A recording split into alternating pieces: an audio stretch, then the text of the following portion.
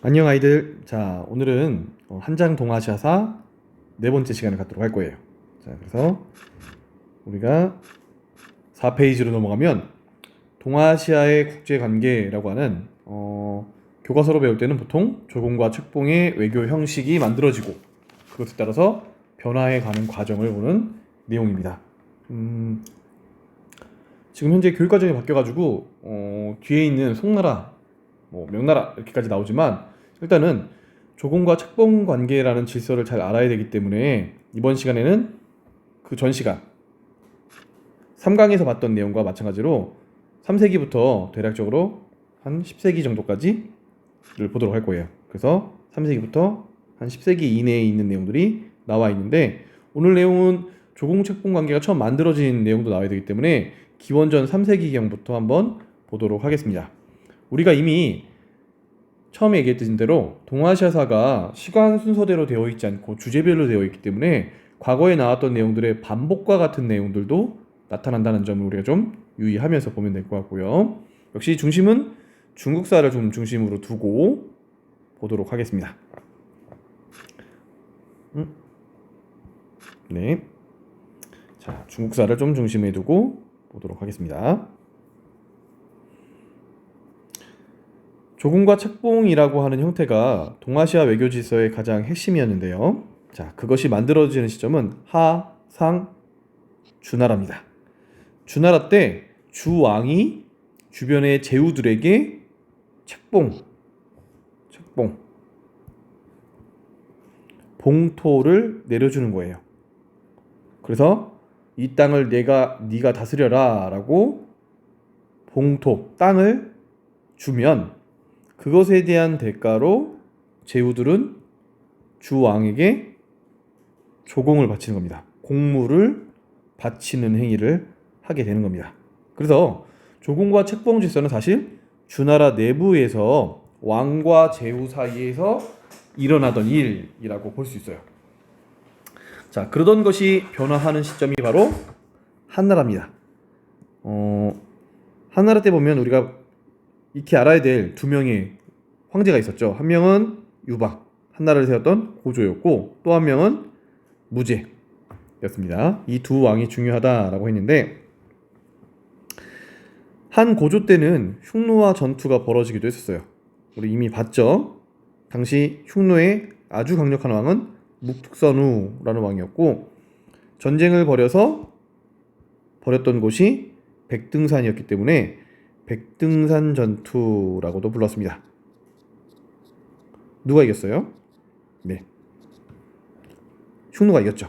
흉노가 한 고조를 포위하고 승리를 하고 패배하고 승리를 했고 그 결과 두 나라 사이에 화친을 했는데 이 화친은 흉노에게 유리한 화친이었기 때문에 전 시간에도 나왔지만 평성에서 있었던 치욕이라고 해서 평성의 치라고 불리고 그 이후로 한나라가 흉노에 공물을 보내거나 황실의 여성을 시집 보내는 선우의 부인, 우리 선우는 흉노의 황제 왕이라고 했고 왕의 부인을 연지라고 불렀는데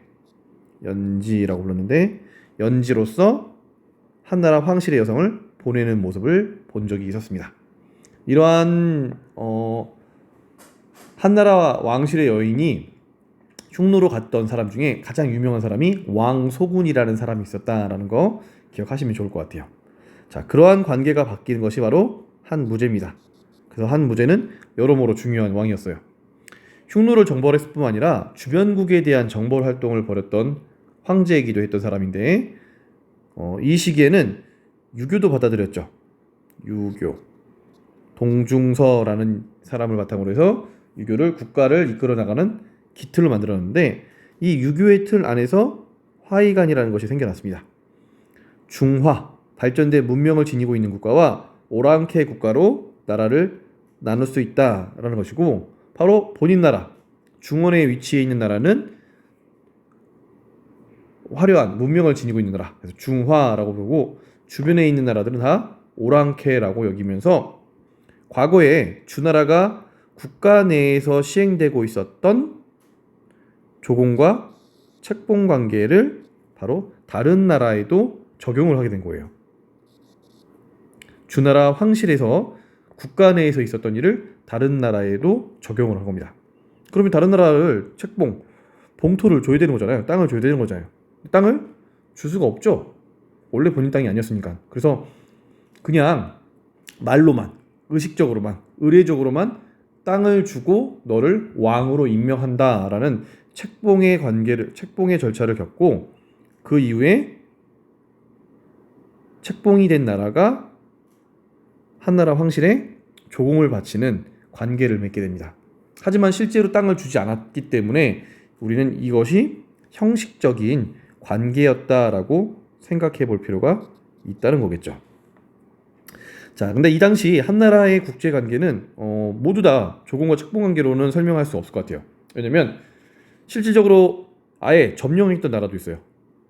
한무제 때 점령했던 나라 남비엣 점령하고 9개의 군을 만들었고, 고조선 점령하고 4개의 군을 만들었다라는 거 배운 적이 있었죠. 한사군, 한구군이 만들어졌고, 결과적으로 조공과 책봉 관계는 거리가 멀거나 군사적으로 직접적으로 정복할 수 없는 나라에게만 해당하는데, 대표적인 나라가 일본이었다고 보여요. 그래서 외화 같은 경우는 기록으로는 잘 나와 있지 않지만 한이 노국왕이라고 하는 금 도장을 준 것을 기억할 거예요. 이 노국의 왕으로 임명하는 도장이거든요. 한나라가 노국의 왕으로 임명하는 도장이기 때문에 책봉 관계를 보여주는 대표적인 사례라고 볼 수 있고, 반면에 막강한 힘을 가지고 있었던 흉노나 또는 서역에 있는 국가들은 책봉을 하지 못하고 조공이라는 이름을 빌려서 경제적인 교류만, 여기서 말하는 조공사절은 사실은 경제의 사절이라고 할 수 있어요. 경제 교육만 이루어지고 있었다라고도 볼 수가 있는 내용입니다. 자, 그래서 주나라에서 국가 안에서 사용되고 있던 조공과 책봉 관계가 한나라 때 형식적인 외교의 틀로 다른 국가에도 적용되기 시작하면서 조공과 책봉의 관계가 넓어지기 시작하다가 변화하는 시점은 516국이 침략한 이후입니다. 흉노, 선비, 가엘, 저, 강족이라고 했고, 만리장성 이남으로 이대동해왔고, 그리고 중국 한족들은 남쪽으로 이동해서 동진이라고 하는 남조 국가들이 만들어지면서 북조와 남조 국가가 되는데, 이 위진 남북조 시기에 있었던 대표적인 국제관계는 이제는 그 전까지만 해도 한이라고 하는 중원국가 중심의 국제관계였는데, 이제는 다원적인 중심이 여러 군데 있고, 자기 나라에게 도움이 된다면 외교 관계를 맺는 현실적 다원적 관계로 변화하는 모습을 볼 수 있어요.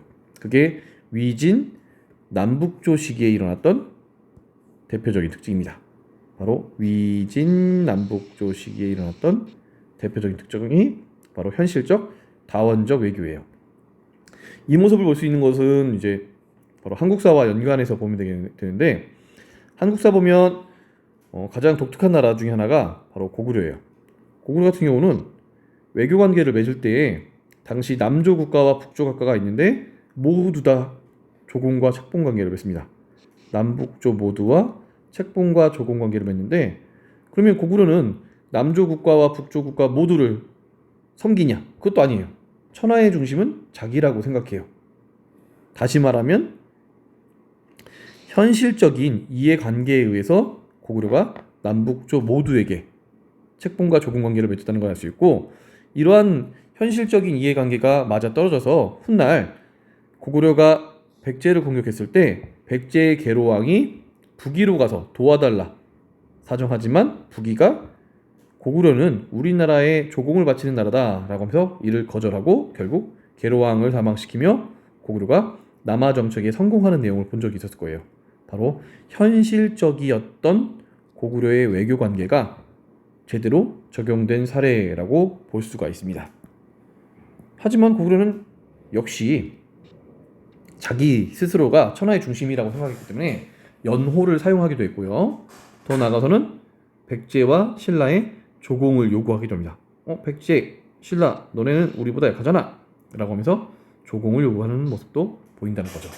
매우 현실적인 모습이고, 백제의 경우에는 주로 남조 국가와 조공과 책봉 관계를 맺고 있으며 일본 외와 밀접한 관계를 지니고 있고 마한 소국을 그러니까 백제 자체가 마한 54개국 중에 하나에서 나왔는데 본인이 화의관을 바탕으로 해서 문명국이라고 판단하고 마한의 나머지 국가를 남만, 남쪽의 오랑캐라고 불렀다는 거예요. 그러면 중국이 본인들은 중하고 나머지는 동일할지 남만이랄지 북적이랄지 이렇게 오랑캐라고 부르듯이 백제 역시도 자국 중심의 국제관계, 세계관을 지니고 있었다는 걸 보여주고 있고 한편으로 탐나, 지금의 제주도로부터 조공을 받을 만큼 백제 중심의 세계관을 지니고 있었던 나라라는 거예요. 반면 신라의 경우에는 6세기 백제의 중개로 남조와 조공책봉 관계를 맺다가 통일을 전후한 시점에서 수당과 직접적인 조공과 책봉 관계를 맺는 모습도 볼 수가 있습니다. 자, 발에 있는데 발에는 수당 이야기가 나와야 될 것 같으니까 수당으로 잠깐 다시 올라갈게요. 위쪽에 있는 유목 국가는 유목 민족에 대한 내용은 다시 그 전에 있던 내용 그대로 따왔으니까 그냥 보시면 될 것 같고, 자 589년 수나라, 618년 당나라가 각각 만들어지는데 우리가 일반적으로 갖고 있는 선입견이라는 것 중에 하나는 중국 중심으로 계속 보다 보니까 중국이 중원 국가가 가장 강성한 국가로 판단하기 쉬워요. 실제로 수나라의 침략, 당나라의 침략을 받았던 우리나라의 입장에서는 더더욱 그러기 쉬운데 사실은 수나라가 처음 만들어졌을 때 그리고 당나라가 처음 만들어졌을 때 모두 다 수나라가 돌고래 조공을 했어요. 조공을 해요, 조공을. 당나라 역시도 국가 초기에는 돌고래 조공을 해요. 돌골. 그래서 돌골이 수나라 당나라 초기에는 보다 더 강력한 군사력을 가지고 있었기 때문에 조공과 책봉 관계에서 오히려 우위에 있었던 나라였다라고도 볼 수가 있고요. 반면 당나라 때는 서남조 지역에는 두 나라가 있었는데 토본이라는 나라와 남조라는 나라가 있었는데 토본은 우리가 기억해야겠죠. 남조는 모르겠지만 토요콘을 멸망시키며 당나라를 압박했고 그 시기 언제였어요? 신라의 삼국통일 전쟁이 일어나는 나당 전쟁이 일어나던 시기였기 때문에 결과적으로 나당 전쟁에서 당나라가 군사력을 빼고 오히려 토본과 화친을 맺기 위해서 노력을 했던 모습도 볼 수가 있습니다. 그러한 모습을 볼 수 있는 것이 바로 화번공주가 있었어요. 화번공주는 변방과 화친을 도모하기 위해서 중원 국가가 유목민족 국가에게 보냈던 결혼시켰던 공주를 화번공주라고 부르는데 주로 6, 7, 8세기에 일어나요. 그래서 6세기 보면 가장 강성한 국가 돌골이 있고 7세기 보면 토본이 있고 8세기 보면 위구르가 있는데 중원 국가 바로 수나라 당나라에서 보냈던 화번공주의 모습도 볼 수가 있습니다. 돌고래는 수나라가 의성공주를, 당나라가 평양공주를 보냈고 토본에는 문성공주를, 위구르에는 함안공주를 각각 보냈기 때문에 우리가 책봉과 조공 관계라고 했을 때 항상 중국 중심으로 판단하기 쉽지만 보다 더 유연하게 국가 간의 관계가 맺어져 있었다라는 것을 생각해 볼 필요가 있다는 거죠. 왜냐면 어떠한 국가도 항상 가장 강력한 힘을 계속적으로 발휘하지 않거든요. 국가 간의 힘의 관계가 바뀌게 되면 그 힘의 관계에 따라서 국제관계, 조공과 책봉 관계도 얼마든지 바뀔 수 있다라는 것을 보여주는 대표적인 사례가 될 수 있습니다. 자, 일본으로 내려오면 일본의 경우에는 원래 야마토, 외라고 불렸죠. 정확한 기록은 알 수 없지만 대략적으로 후한, 광무제 때 1세기 무렵에 한이 노구광이라고 하는 새겨져 있는 금 도장을 받았기 때문에 이 당시 조공과 책봉 관계가 체결되어 있었다는 모습을 앞에도 본 적이 있습니다. 연결이 되죠. 그러면 이렇게 연결이 됩니다.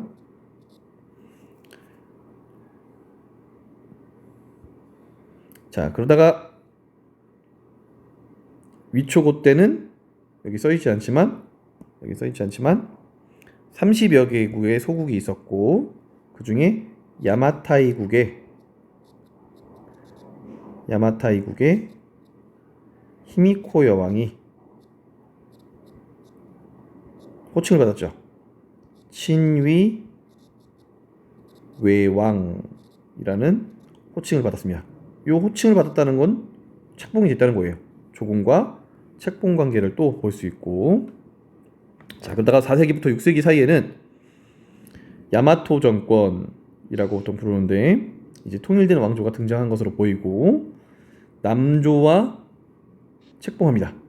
당시 백제와 매우 밀접한 관계가 있었던 일본 야마토 정권도 중국 남조와, 지금 헷갈리기 쉬운 게 요 남조랑 헷갈리기 쉬워요. 요 남조는 진짜 나라 이름이거든요. 나라 이름이 남조예요. 근데 크게 중요하지 않으니까 일반적으로 남조 나오면 중국 남부지방에 있었던 요 국가들 동진, 송제, 양진 요 나라라는 걸 생각해 볼 필요가 있습니다.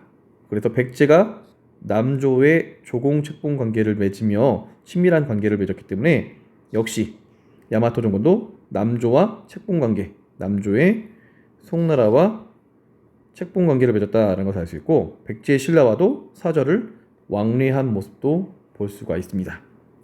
자 그러다가 본격적으로 일본이 다른 나라와의 외교 관계를 추진했던 시점은 아스카 시대 6세기 말부터 8세기 초로서 신라로도 수나라로도 당나라로도 각각 사절단을 보내서 견신라사, 견수사, 견당사를 보내다가 이후 헤이안 시대에 들어가면서 9세기 말에 파견이 중지되고 자기 나라의 문화가 발달하게 되더라. 이 문화 우리 국풍문화라고 했고 국풍문화로 발달했던 가장 대표적인 사례가 가나문자라고 했습니다. 히라가나 가타카나의 그 가나문자가 발전하게 되는 계기가 됐던 것이 국풍문화였다라고 얘기했었습니다. 자 그러다가 8세기 나라 시대에는 언제냐면 신라의 상북통일 전쟁이 끝난 시기예요. 그래서 신라 발해를 때로는 조공국이라고 합니다. 야 너네가 우리한테 조공을 해야지. 그래서 외교적 마찰을 겪기도 했던 모습이 있는데 이건 가볍게 보고 넘어가면 될 것 같아요. 전근대사와 베트남이 잘 안 나오기 때문에 여기 이 시기의 베트남 문제는 뭐 별로 볼 필요는 없고 다만 베트남을 좀 정리하기 위해서 베트남의 각 왕조를 좀 써놨는데요. 베트남은 발랑 어우락이라는 최초의 국가가 있었다. 크게 중요하지 않고 중요하게 봐야 될 나라 남비에 있어요. 비엣, 월, 남월이라는 국가가 있다가 한 무제의 침략을 받고 멸망을 했죠. 그 이후로 쭉 나라가 없습니다. 요 안남이라고 써놓은 건 나라 이름이 아니라 당나라의 지배를 받던 시기에 안남도우부라고 불렸기 때문에 안남이었고 그러다가 응호왕조가 등장하면서 다시 월을 쓰게 돼요. 비엣.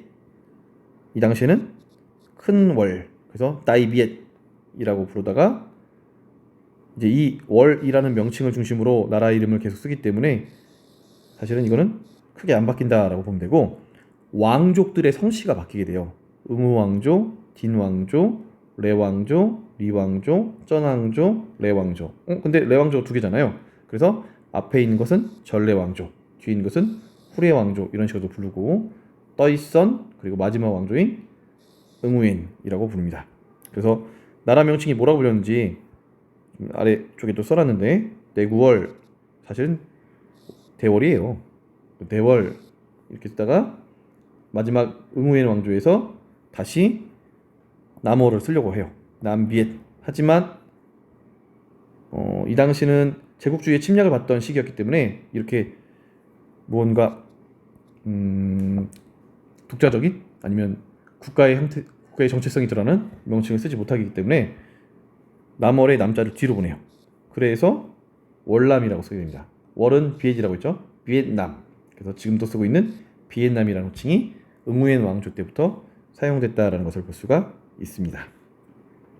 자, 그래서 지금 우리가 제4강 동아시아의 국제관계를 좀 정리를 해봤는데 이렇게 보니까 또 정신이 없지만 우리가 이미 교과서에서 배웠던 내용을 다시 한번 반복하는 내용이기 때문에 전반적인 큰 그림으로 정리한다라고 생각하시고 다시 한번 보시면 도움이 될 거라고 판단하고요.